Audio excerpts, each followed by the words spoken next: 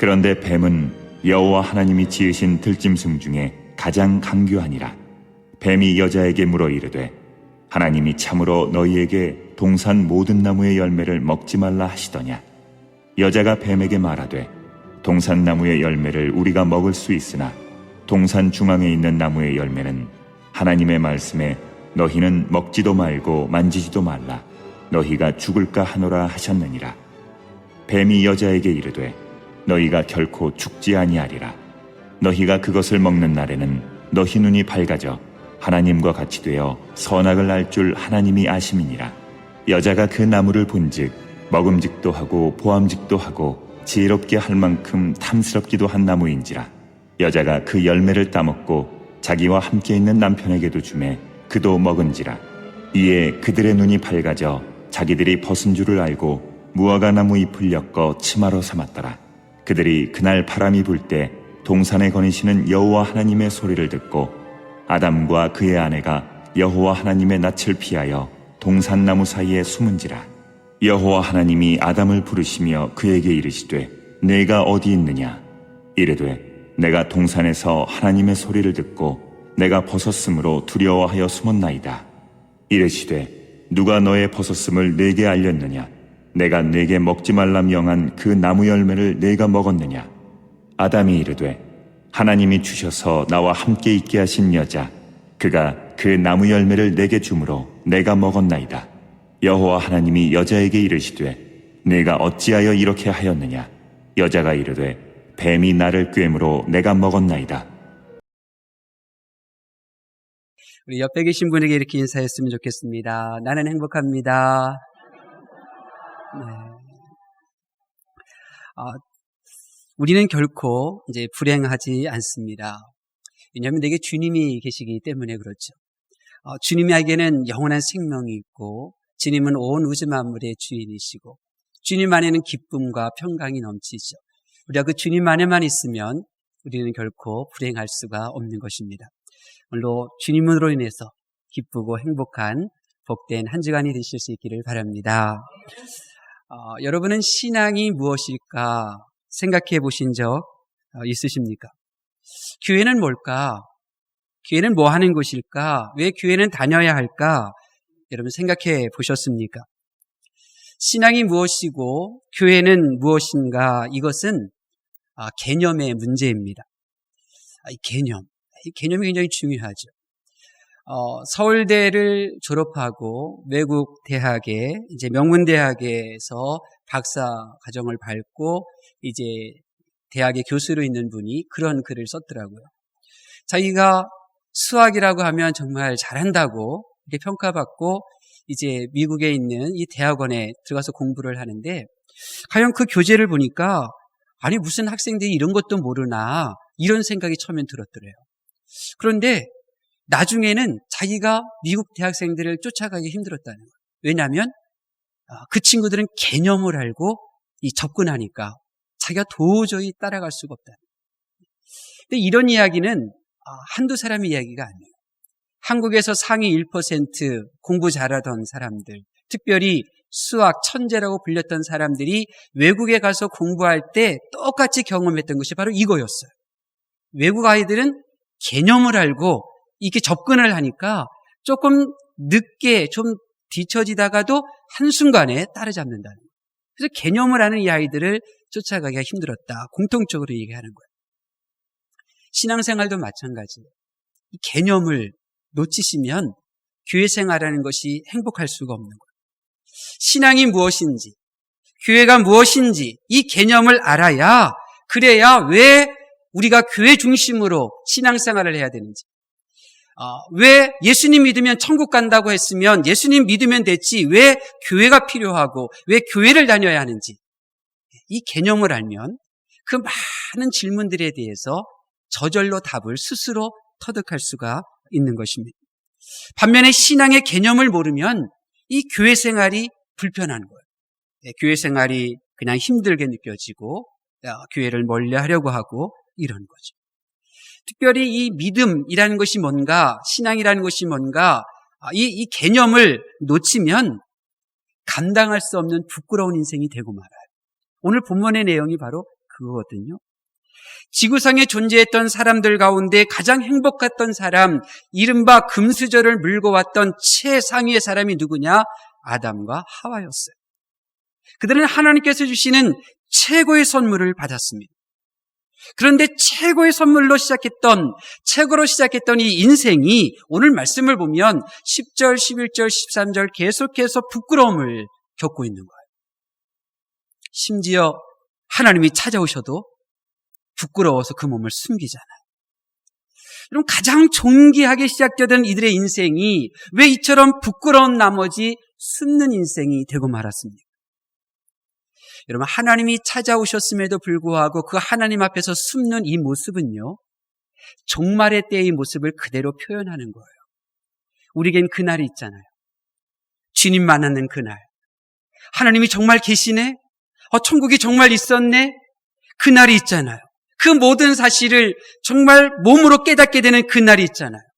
그날에 부끄러움이 없어야 되지 않겠어요? 그날에 부끄러움이 있으면 안 돼요. 그날에 부끄러움이 있으면 하나님 앞에서 숨게 돼요. 천국 앞에서도 숨는다니까요. 오늘 본문에 다윗이 그러했던 것처럼. 사람들이 말해요. 어떻게 사랑의 하나님이 사람을 심판할 수 있느냐고. 사람들은 말해요. 어떻게 사랑의 하나님이 자기의 형상대로 지음받은 사람을 지옥에 그렇게 영원토록 고통받게 하는 그런 하나님일 수 있느냐고 사람들은 질문을 해요. 그러나 오늘 성경을 보세요. 아담이 죄를 저지르니까, 하나님 앞에서 그 모든 것이 드러나니까 저절로 숨잖아요. 마찬가지예요. 그날 하나님께서 심판하시기 전에, 너 지옥 가 말씀하시기 전에 죄인들은 그 하나님 존재 앞에서 부끄러움이 드러나고 그 부끄러움을 견딜 수 없어 하나님으로부터 숨는 거예요. 하나님이 안 계시는 곳이 어디예요? 지옥밖에 없거든요. 그러니 스스로 지옥으로 가는 거예요. 하나님이 심판하시는 게 아니라 그 진실로 존재하신 하나님의 존재 앞에서 자기가 이 땅에서의 그 부끄러웠던 삶들이 다 드러나고 그 부끄러움을 감당할 수 없어 하나님 앞에 숨으려고 하다 보니까 하나님이 계시지 않는 지옥으로 스스로 간단 말이에요. 성경을 모르기 때문에 다 착각하는 거죠. 부디 오늘 이 말씀 듣다가 부끄럽지 않는 인생 되실 수 있기를 바랍니다. 자, 오늘 말씀으로 한번 들어가 볼까요? 오늘 성경에 뱀을 소개하고 있어요. 성경은 뱀을 어떻게 소개하고 있냐면 가장 간교하였다 이렇게 소개하고 있어요. 근데 성령 하나님은 참 친절하신 분이거든요. 그러면서 왜 간교한지를 설명을 하시죠. 자, 우리 1절 말씀 볼까요? 1절 말씀, 창세기 3장 1절 말씀 보겠습니다. 시작. 그런데 뱀은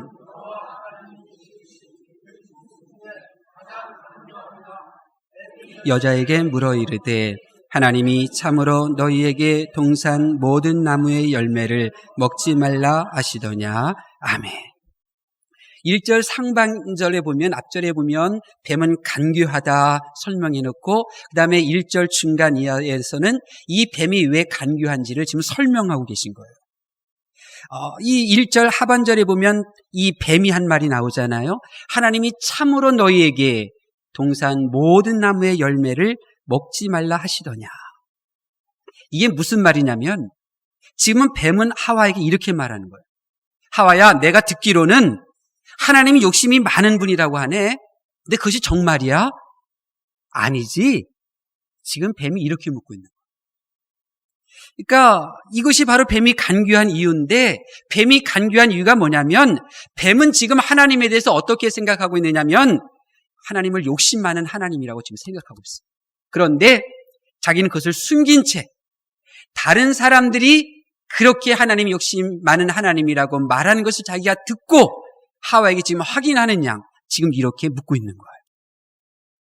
그래서 간교한 거예요. 자신의 생각을 숨기고 아닌 척하는 사람이 성경에도 또 하나 나와요. 예수님께서 비유로 말씀하셨는데 한 달란트 맡은 사람이었어요. 한 달란트 맡은 종은 주인을 어떻게 생각했냐면 욕심이 많은 사람, 불의한 사람 이렇게 생각했어요. 그런데 이런 자기의 생각을 주인 앞에서는 드러내지를 않았어요. 숨겼어요. 그리고는 한 달란트 맡았을 때 그가 어떻게 행동해요? 자기 생각대로 행동해요. 그래서 한 달란트를 땅속에 그대로 묻어둔 거죠. 그리고는 그 있는 것까지 다 빼앗기잖아요. 여러분, 속에 있는 생각을 숨긴 채 생활하는 이 간교한 사람의 최후는 이렇게 있는 것까지 다 빼앗깁니다.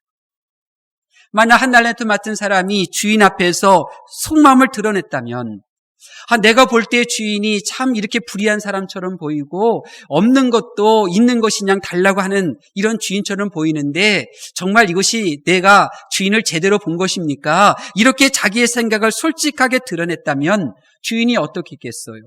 그 오해를 풀어줬겠죠. 그게 아니라고, 네가 오해한 거라고 일러주었겠죠. 그러면 이 한 달란트 맡은 사람이 어떻게 했겠어요? 한 달란트 가지고 장사를 하다가 망해도 주인이 나를 야단치지 않겠구나. 주인을 제대로 아니까 이제 장사했겠죠. 그러면 달란트도 빼앗기지 않았을 거예요. 근데 이 뱀은 자기의 생각을 감춘 거예요. 자, 그런데 여기서 우리가 생각해 볼 게 있어요. 성경은 뱀이 간교하다 그렇게 설명하고 있는데요. 이 간교함은 죄가 아니에요. 간교함은 죄의 열매였어요. 죄의 열매. 그러니까 간교함에 우리가 집중해서는 안 돼요. 그것은 하나의 열매일 뿐이에요. 우리가 바라봐야 될 것은 그 죄, 뿌리, 나무를 보아야 되는 거예요. 그것이 뭐냐면 이거죠. 왜 뱀은 하나님을 이렇게 욕심하는 하나님으로 생각했을까? 우리가 이것을 보셔야 돼요. 그거 답이 바로 죄예요. 우리는 이 죄를 뿌리 뽑아야 이 간사함의 열매가 맺어지지 않을 수가 있는 거죠. 간사함의 열매는 따봤자 죄의 나무가 여전하면 그대로 열리잖아요. 왜 뱀은 하나님께서 동산의 모든 나무의 열매는 다 먹어도 하나만 먹지 말라 하신 이 말씀을 알고 있음에도 불구하고 왜 그렇게 욕심많은 하나님으로 생각하고 있을까? 왜 그런 걸까요? 우리가 볼 때 이 동산 나무들이 얼마나 많아요. 그거 다 주시고 단 하나만 먹지 말라고 한 건데 이건 정말 욕심스럽지 않은 거잖아요. 근데 왜 뱀은 그것을 욕심스러운 하나님으로 생각했을까? 5절에 답이 나와요. 우리 5절 말씀 볼까요? 5절 말씀 시작. 너희 눈이 밝아져 하나님과 같이 되어 아멘. 여기까지. 하나님과 같이 되어. 뱀은 말해요. 하나님과 같이 되어. 여러분, 하나님 하면 딱 떠오르는 이미지가 뭔가요? 능력. 하나님 하면 못하실 것 없는 분. 하나님에 대한 이미지는 일단은 뭐든지 하시는 분. 그거잖아요. 전능함, 전지함 그런 거죠. 지금 뱀이 왜 이렇게 선악과 한 가지만 금하신 하나님을 왜 이렇게 욕심많은 하나님으로 이렇게 생각하고 있느냐? 이 뱀의 생각은 하나님의 능력에 대해서 가지고 싶어하는 마음이 있었던 거예요. 하나님의 능력을 소유하고 싶은 마음이 있었던 거예요. 그랬기 때문에 그렇게 다 주고 한 가지만 금한 그 하나님에 대해서 욕심 많은 하나님이다 이렇게 말해요. 여러분, 여기에 신앙의 개념이 나와요. 신앙은요, 한번 따라 할까요? 신앙은 소유가 아닙니다. 신앙은 소유가 아니에요. 신앙을 소유라고 생각한다면 하나님은 내게 하나님의 능력을 주지 않는 욕심 많은 하나님, 이런 생각을 가지게 돼요. 신앙을 소유라고 생각한다면 하나님은 혼자만 능력을 소유하고 계시는 욕심쟁이다, 이렇게 망언을 저지르게 되는 거예요. 뱀은 하나님의 자리, 하나님의 능력을 소유하는 것에 대해서 관심이 있었어요. 그래서 지금 하나님에 대해서 오해하고 있는 거예요. 그 많은 열매를 다 주시고 단 하나의 열매만 먹지 말라고 금하신 이 하나님을 욕심 많은 하나님이라고 지금 오해하고 있는 거예요. 왜요? 뱀의 신앙, 뱀의 가치관은 뭐예요? 소유에 관심이 있었기 때문에 그런 거예요. 소유에. 여러분, 오래전 에덴 동산의 생활 규칙이 소유가 아니었던 것처럼 지금도 우리 생활의 원칙은 소유가 되어서는 안 됩니다. 왜요? 하나님께서 10가지를 주시고 10의 하나를 바치라고 말씀하셨잖아요. 만약 신앙이 소유라면 10가지를 다 하나님께서 주셨을 거예요. 그런데 하나님께서는 9은 너 쓰고 하나는 나에게 주라 이렇게 말씀하신 것은 그것은 신앙은 소유에 있다는 것이 아니라는 것을 의미하는 거예요. 배우자 내 소유 아니에요. 자녀들 내 소유가 아니에요. 물질 내 소유가 아니에요. 내가 다 소유하는 것 그 신앙이 아니에요. 내가 소유하지 않는 것이 있잖아요. 그렇기 때문에 신앙은 소유가 아니에요. 근데 이 세상에 많은 문제가 이 소유하려고 하기 때문에 다툼이 벌어지는 거예요. 시끄러운 거예요. 소유하려고 하니까 이렇게 분란이 일어나는 거예요. 자녀들은 부모의 재산을 소유하려고 해서는 안 돼요. 근데 지금 그것을 소유하려고 하니까 유산 싸움이 벌어지잖아요. 그러면 안 되잖아요. 자, 그럼에도 불구하고 이 소유에 대한 유혹은 매우 강력해요. 이것을 그 다음에 2절부터 보여주시는 내용이 바로 그 내용이에요. 성경은 소유욕이 얼마나 강력한지를 하와를 통해서 보여주고 있어요. 뱀을 통해서 뱀의 존재는 간교한 자인데 그 간교한 열매의 제 뿌리는 소유. 이 잘못된 것을 드러내신 하나님께서는 이 소유욕이 성도들을 어떻게 넘어뜨리는지를 그 다음에 설명해 주고 있어요. 자, 소유욕이 얼마나 강한지는 오늘 본문 속에 하와의 이 동선을 우리가 보셔야 되는데요. 자, 이 하와의 움직임, 이 동선이 어떠했는지를 보기 위해서는 이 질문을 여러분이 받으셔야 돼요. 여러분, 뱀은 하와를 어디서 만났을까요? 하와는 이 뱀을 어디서 만났을까요? 어디서 만났을까요? 우리 가브리엘 찬양대원들 가운데 답하실 수 있나요? 네? 생명나무 근처에서. 예. 자, 정말 그럴까요? 뱀이 처음부터 이 하와를 이 동산 중앙, 생명나무와 선악과가 있는 이 동산 중앙에서 만났을까요? 하와가 선악과를 평상시 보았고 그것을 먹고 싶은 마음에 이 동산 중앙을 찾아왔다가 거기서 기다리고 있는 이 뱀을 만난 것일까요? 우리가 성경을 보시면 답이 나와요. 3절 말씀 볼까요? 3절 말씀. 이 뱀이 이제 한마디 던졌을 때 하와가 대답하는 거거든요. 처음 만난 장소에서 대답을 하는 거예요. 3절 말씀 봉독합니다. 시작. 아멘. 거기까지요. 동산 중앙에 있는 나무의 열매는, 여기에 답이 있어요. 동산 중앙의 나무 열매, 하와가 이렇게 언급하고 있는데 이것은요, 동산 이 선악과 앞에 있었다는 것이 아니에요. 보세요. 선악과 앞에, 생명나무 앞에 있었다면 이 나무의 열매는 이렇게 말을 했을 거예요. 그렇지 않아요? 그런데 동산 중앙의 나무의 열매는 이랬다고 하는 것은 지금 그 나무가 지금 눈에 보이지 않는 거예요. 멀리 있었던 거예요. 그래서 그렇게 지칭을 한 거예요.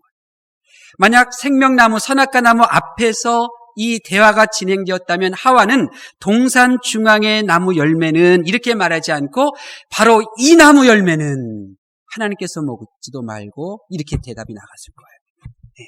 그러니까 지금 하와는 평상시에 선악과에 관심이 없었어요. 그래서 지금 멀리 있었어요. 선악과 나무로부터 멀리 있었어요. 그런데 이 성공이 곧 소유다 이렇게 생각을 하는 이 뱀과 대화를 하면서 이 하와의 발걸음이 동산 중앙을 향하여 돌이키기 시작했어요. 그리고 점점 동산 중앙의 선악과 앞으로 나아가서 결국 도착하게 돼요. 그것이 6절이에요. 6절 말씀 볼까요? 6절 말씀 시작. 여자가 그 나무를 본즉 먹음직도 하고 보암직도 하고 지혜롭게 할 만큼 탐스럽기도 한 나무인지라. 아멘. 여러분 6절의 이 말씀을 통해서 성령 하나님께서 우리들에게 어떤 느낌을 가지도록 이 말씀을 기록하고 계셔요. 방금 읽었던 6절 앞부분의 말씀을 읽을 때 우리가 느끼는 느낌이 뭐예요? 하와가 이전에 이 선악과를 본 적이 있다 없다? 없었다. 이것을 우리가 느끼는 거예요. 처음 본 사람처럼 지금 하와가 반응을 보이고 있어요. 이것이 무슨 말이냐면 하와는 뱀을 만나기까지는 이 하와의 신앙과 삶의 자세가 어땠느냐면 소유에 대해서 관심이 없었다는 거예요. 하나님이 다 주신 것, 그것 가지고 그렇게 먹고 살고 있었지, 그만 것, 그것도 자기의 소유로 만들기 위해서 선악과 주변에 얼씬거리는 삶을 살지 않았다는 거예요. 이해가 됐어요?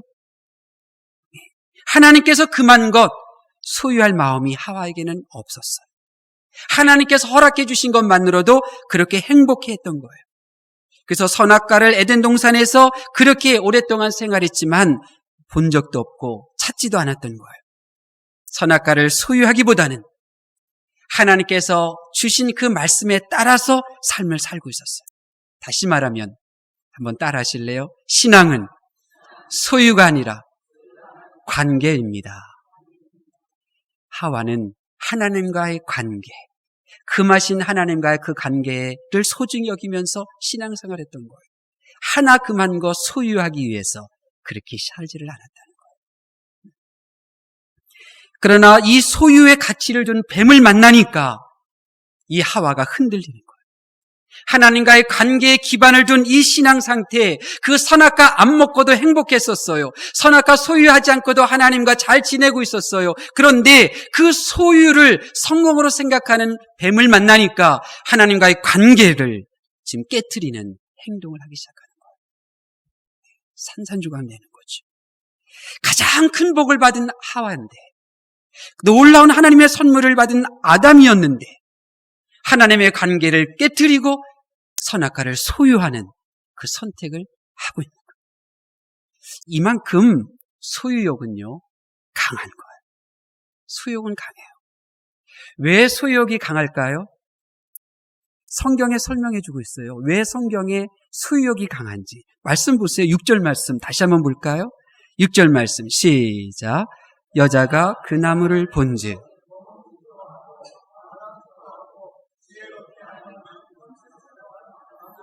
아멘. 소유는 이런 거예요. 내가 소유하면 내가 지혜로울 것 같아요. 내가 그 자리를 소유하면 사람들이 나를 능력 있는 자로 인정해 줄 것 같아요. 내가 그것을 소유하기만 하면 내가 마음껏 인생을 즐길 수 있을 것 같아요. 소유.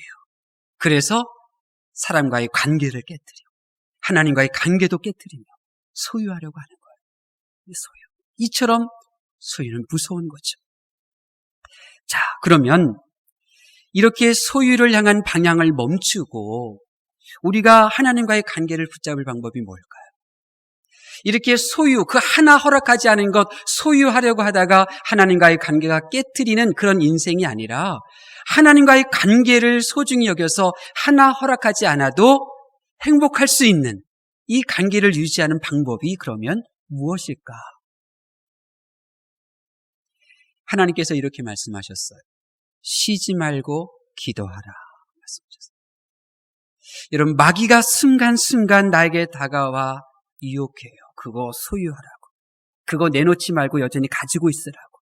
소유의 삶을 살라고 유혹해요. 바로 그럴 때 우리는 기도의 무릎을 세워야 돼요. 기도의 무릎. 왜 쉬지 말고 기도해야 되느냐? 기도는 방향이에요. 기도는 방향이에요. 기도는 나를 이 세상이 아닌 하나님을 향하게 하는 거예요.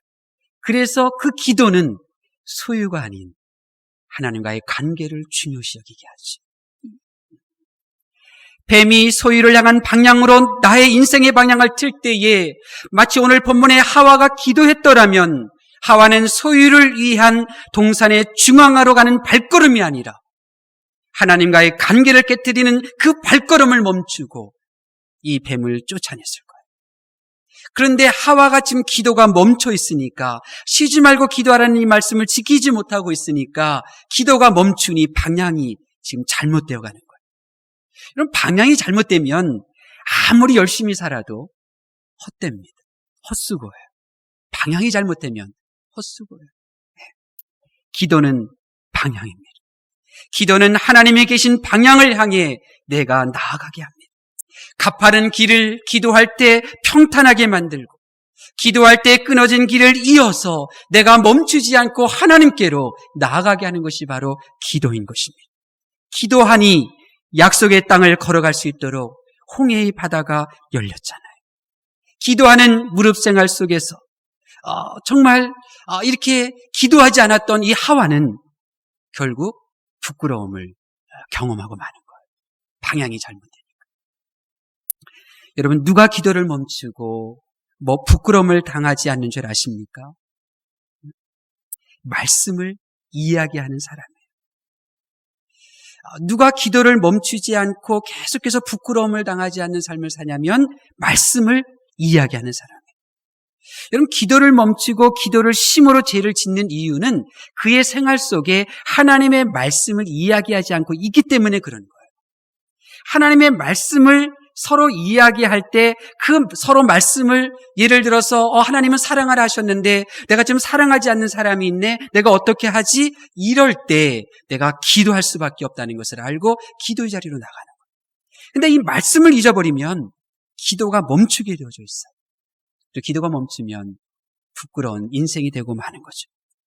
여러분, 아담과 하와는 부부였지만 오늘 말씀을 보면 그들에게는 말씀이 없었어요. 서로 대화는 나누고 있는데 대화 내용 가운데 말씀이 없었어요. 보세요. 하와가 아담에게 선악과를 건네줄 때 뭐라고 말했을까요? 아담, 이 선악과 먹으면 하나님처럼 된대. 어서 먹어. 말씀이 없었어요.